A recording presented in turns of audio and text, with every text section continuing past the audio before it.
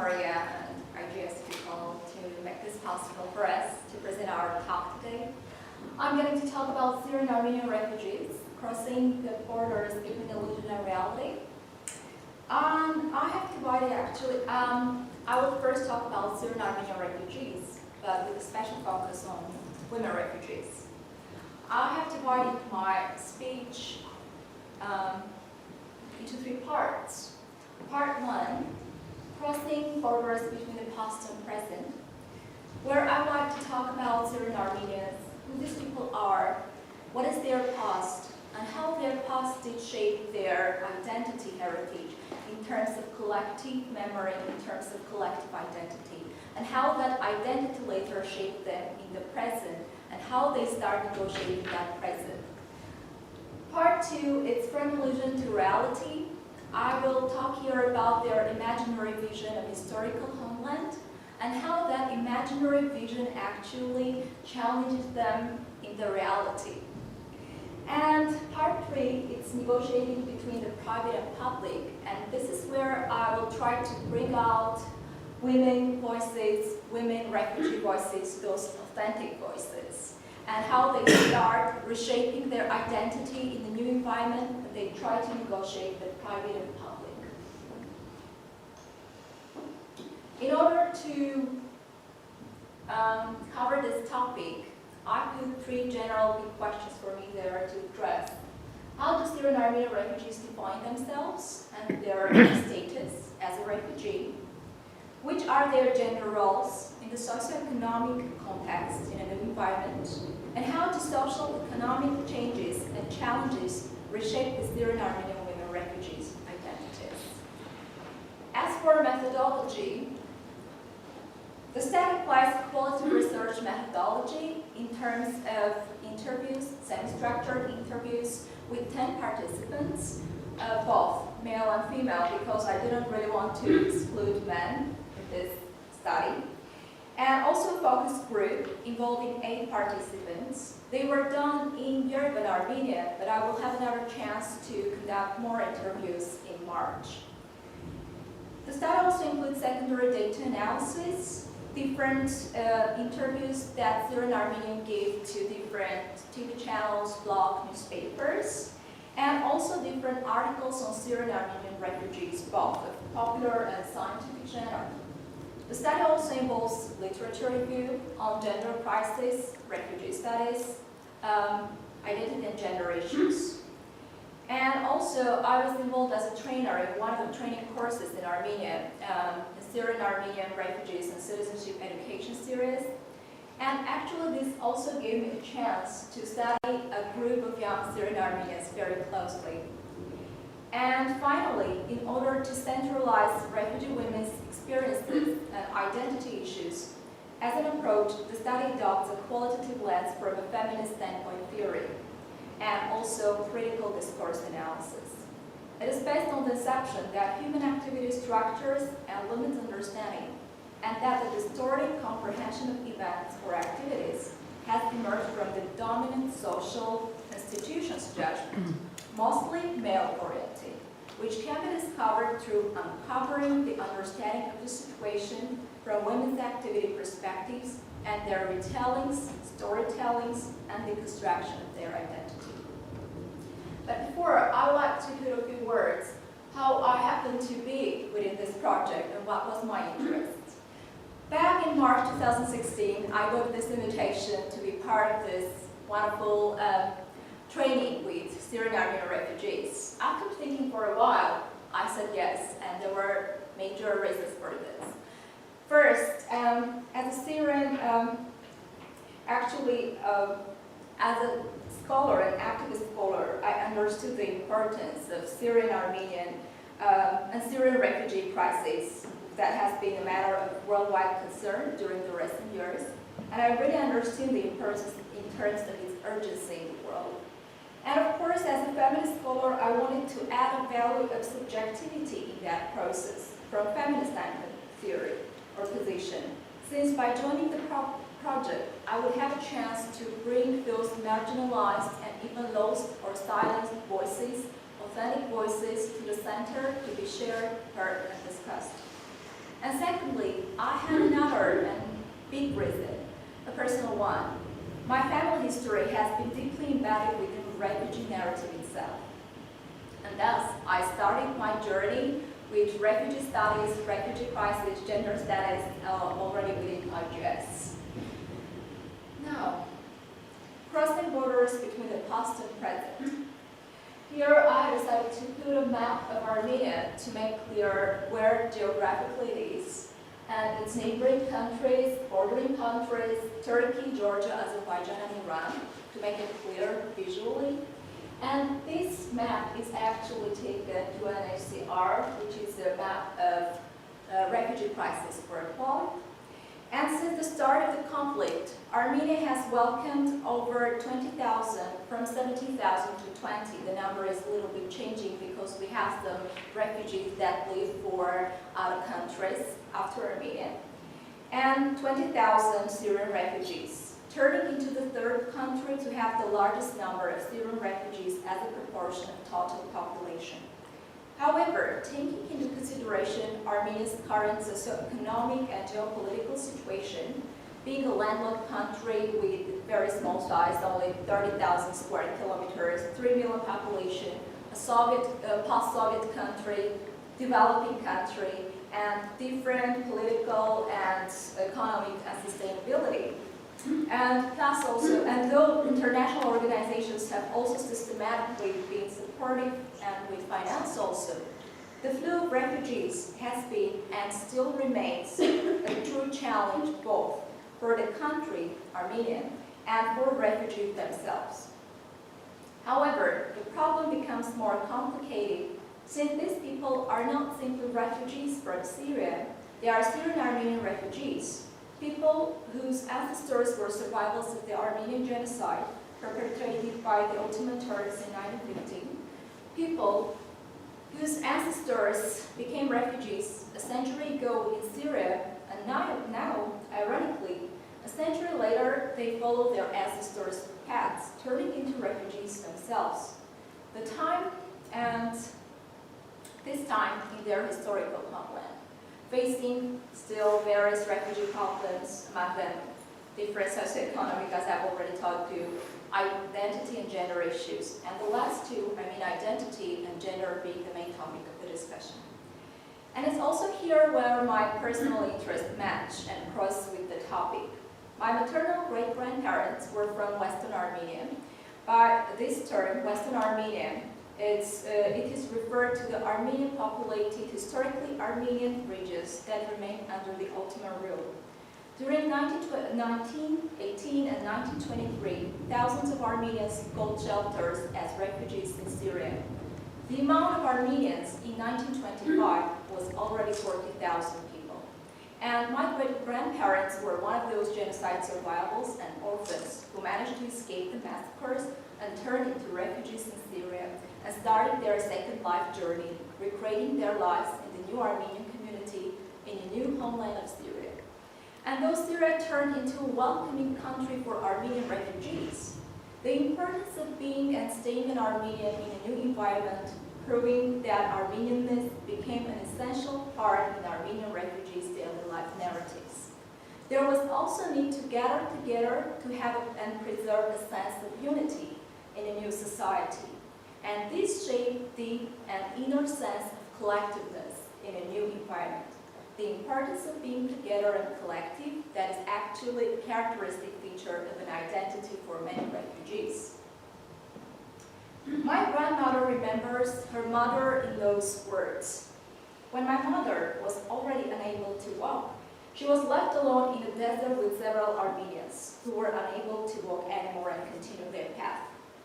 It's probably because my mother didn't want to leave. She had seen the death of her sons. All my 7 brothers were beheaded in front of our eyes.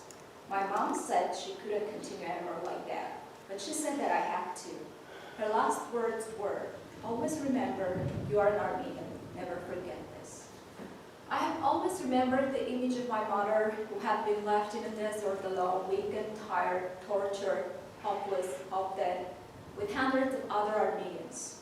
In the horizon, I saw her image becoming vaguer and vaguer under the sun. That image has been becoming more and more obscure within my age, but even for a second, I never forgot what she told me. I stayed Armenian in Syria. This interview I took from my grandmother, November 2016. In one of his works, Armenian-American writer William Kojoyan also writes about this narrative of togetherness and unity of Armenians and its importance. About genocide survivors and after it, of course. I should like to see any power of the world to destroy this race, this small tribe of unimportant people whose words have all been fought and lost, whose structures have crumbled, literature is unread, music is unheard, prayers are no more answered. Go ahead, destroy Armenian, see if you can do it. Send them into the desert without bread or water, burn their homes and churches, then see if they would not laugh, sing, and pray again. For when two of them meet anywhere in the world, see if they will not create a new Armenian. So the narrative again of unity, the sense of being collective is still here. Over the years, this story has become known as a symbol of unity expression and the survival of Armenian people after the genocide. But for Armenian women, there was also another issue of being innerly collective already not only within their own Armenian community, but within their family itself. Being an ethnic minority, and most importantly, a Christian woman, they could become more vulnerable in a Muslim society. Later, Western Armenian writer, female writer, Zabel Yesayan would also write in her memoir, but some literary critique refer it as autobiography. She talks about her grandmother and talks actually about social institutions, the dominant society, Turkish society, local Armenian community, Armenian church and family, and how they actually shape a woman's identity.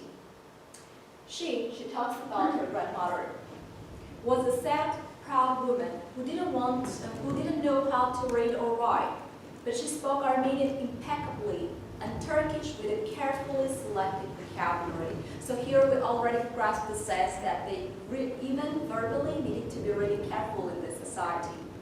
During her unhappy life, my grandmother never lowered her expectations. She kept habits and traditions. This is about family traditions and Armenian traditions. At that time, the Janissaries, who were actually an elite military unit of the Sultan's army during the Ottoman times, kept the capital, especially the Greek neighborhoods of Istanbul and the Golden Horde, in a constant state of fear and dread.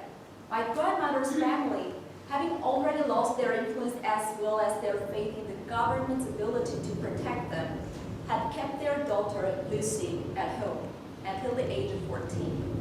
They feared that if she left the house, she would draw the attention of a janissary, but according to custom, once the girl reached puberty, she was expected to leave the house for the first time to receive communion.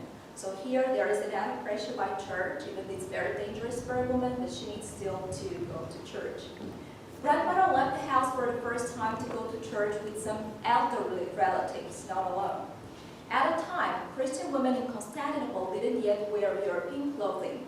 They dressed like Turkish women in Faraj or an Antarid, and depending on their class, they were veiled in either a yashmak or a simple scarf. On their way home from church, Lucy and her relatives encountered a group of janissaries. The janissaries immediately raped the young girl's Faraj, using the green flowers of the fabric as justification. The color green was sacred in Islam, and infidels didn't have the right to wear it. Yet, what was even more serious was that Lucy's torn yashmak has exposed her face. Hearing the old women's screams, the Bedouin sexton came to help her, and taking advantage of the dispute between the janissaries, they quickly grabbed Lucy and took her home. The damage had already been done to the poor girl's reputation. Who would marry her now that the so-called pagans had seen her face? Besides her marriage prospect, it was really dangerous to keep a girl that the janissaries had seen in the house, because they could come to kidnap her at any time. To save her from looming disgrace, Lucy's parents hired a matchmaker and insisted that she quickly find a husband for their daughter.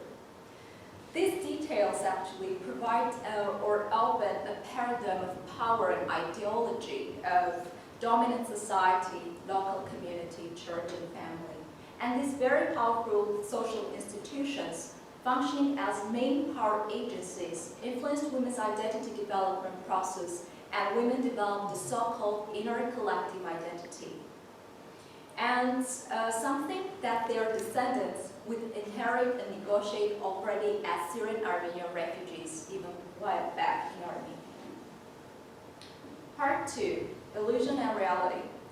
Armenia has been characterized as a country having a moral and historic duty to offer Syrian-Armenian refugees with sanctuary from the Syrian war. Also, it's important to know that Armenia doesn't have any refugee camps. Instead, both Armenian government, NGOs, and international institutions have stepped into the help to Syrian-Armenian refugees by affording housing, basic health insurance, access to education. The integrative method supports Syrian-Armenians in obtaining citizenship rather than refugee status. So they are de facto refugees, but not de jure refugees. The Minister of Diaspora of Armenia also stated in her speech, we don't treat them as refugees. They are our compatriots. They are the descendants of those who suffered in the Armenian genocide and found their shelter in their homeland. Today, we are making World Refugee Day, which is and is not your day. You are not refugees, you are in your homeland. However, Syrian-Armenian refugees, even being welcomed as natives, they still face all those challenges, and among them unemployment, language barrier, etc. All this on the one hand shapes a new narrative and discourse for them to negotiate their existing discourses, including gender discourses, but on the other hand, this turns Armenia for a Syrian-Armenian refugee as a transit country or not a final destination. And now back to the question, how Syrian-Armenian refugees define themselves and how they react to their status as a refugee. In Armenian, the word refugee, if we try to translate verbatim, means escapers. So during the interviews, none of the participants were really eager to be called as a refugee. There were about 10 samples, but I just decided to present a few of them. One of the participants states, there is some bad, some negative connotation there. I don't really like to be called a refugee. Another one, well, you know, I find it rude or even insulting to be called a refugee. Do you think it's proper to be called a refugee in your homeland? We are all Armenians. Okay, Syrian-Armenians, and we are in Armenia. I guess it's a label and a bad one that none of us is happy to hear. Actually, these are female participants. So the first phase of reshaping their identity starts with the rejection and denial of the word refugee, thus not identifying themselves with refugees. The participants have also claimed that they feel much more comfortable when they are within their own Syrian-Armenian community. To the question, why do they still perform this deep inside collective identity already within their own homeland community? And actually, is there a need to prove that you are an Armenian when you are in Armenia? One of the interviews claimed, this is another Armenia that we haven't been told about. We have always been told about and imagined a different one. Actually, I think that we, she means Syrian-Armenians, are and have been more Armenian than Armenians, the native ones here in Armenia. We always gather together in Syria in parties or in church events, sang Armenian songs in the Armenian community, cooked Armenian meals and dishes. We are more traditional. In terms of gender roles and their changes, both female and male participants claim that they didn't see or observe any differences. However, a female participant claimed, our mothers and we, she means females, girls, daughters, lived in Syria like queens and princesses. There was no need for us to work, but here it's quite different. We have to. Another participant said, in Syria, we were doing these, she means knotting, waving, making different handmade crafts for family members, friends, church. Here it turned out to be means of living and supporting family. First, there were some fair exhibitions organized for us by the Ministry of Diaspora, where we showed our handmade crafts and talent. But now we also try to do some business and support our families. This shows that after resettlement, refugee gender roles and behaviors, whether refugee accepted or not, recognized or not, no matter which strategy is used, whether it is active or settled, radical or gradual, they are naturally manipulated and they start changing within the dominant Armenian society. And they start establishing the so-called new situational identity. One of the participants claimed, "This turned into one who transferred me at the age of 40 to prove who I may become. I have always dreamed of this and I am happy with this. Now I have more time to go out. This gives me another chance to meet new people and make new friends." By this, she meant that she became a student at Yerevan State University, and at the age of 40, she decided to get her first bachelor's degree. And with the borders of the private and public negotiations, women refugees start negotiating a possibility to get higher education. And though they stated clearly about challenges and difficulties, mostly in terms of language barrier and financial issues, they found themselves happy to have that opportunity and carve their new space in educational settings, thus bringing various intersectional units together in terms of new gender roles and cross-cultural models of success. The next category falls into the following type: women refugees that either press their gender lens within the family, or those that start negotiating the patriarchal bargain again within the family domain. One of the female participants claimed, "Our husband and brothers were respected dentists, jewelry makers, or had their own businesses in Syria, but here we are nothing." By saying we, it's interesting how she identifies herself as a female with themselves, males.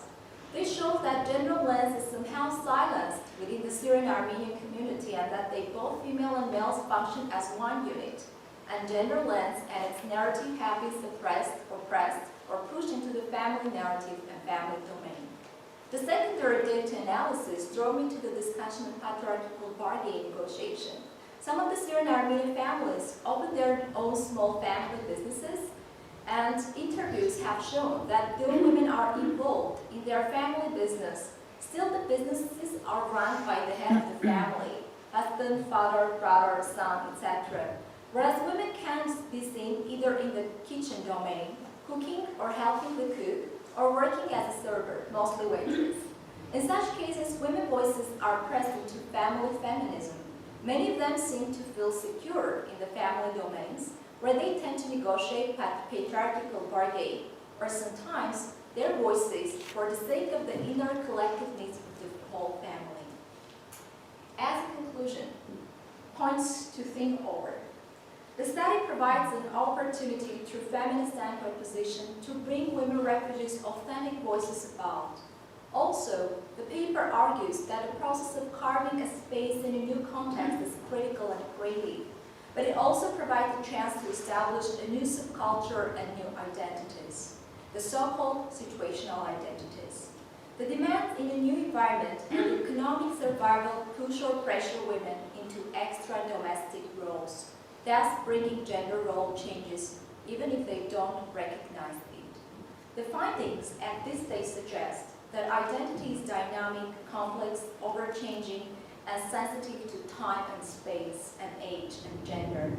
The process of reshaping identity is even more complicated, multi-layered, and is based on internal and external factors conditioned by individual and collective needs and interests. Refugees are mostly considered as people who lost their identity in the past, since they have no longer connection anywhere and try to find it in the future. But they seem somehow to be absent from the present. In turn, female refugees, being a more vulnerable class, go through more complicated identity reformulating negotiations. They stand between the borders of the old and new, borders of lost and refound selves, borders of creating and self-fashioning, between illusions and the challenging reality. Particularly, women refugees become more sensitive within the discourses of the private and the public domains.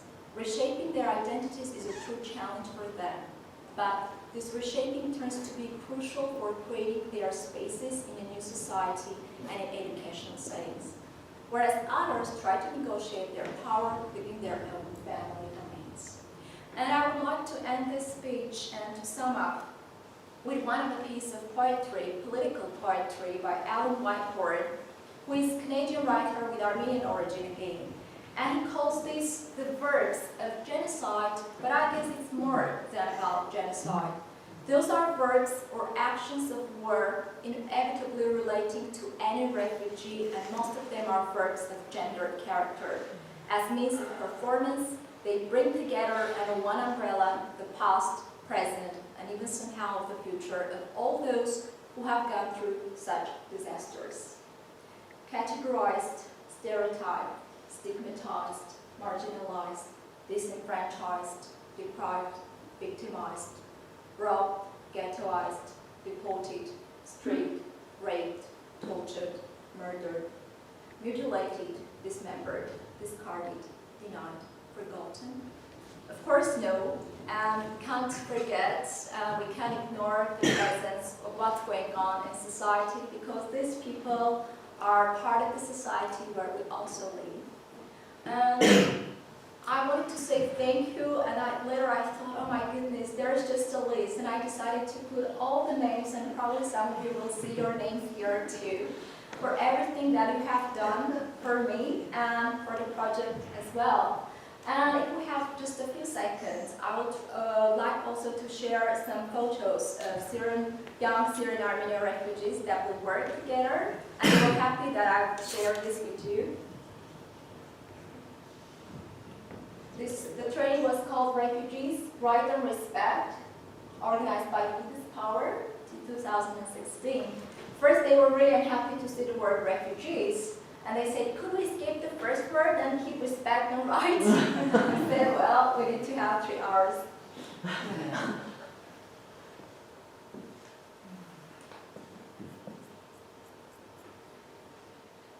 And ending with the photo of women who are making this very nice handmade crafts. And these are part of years of exhibitions, fair exhibitions, and some of them already run their own businesses. Thank you for your patience.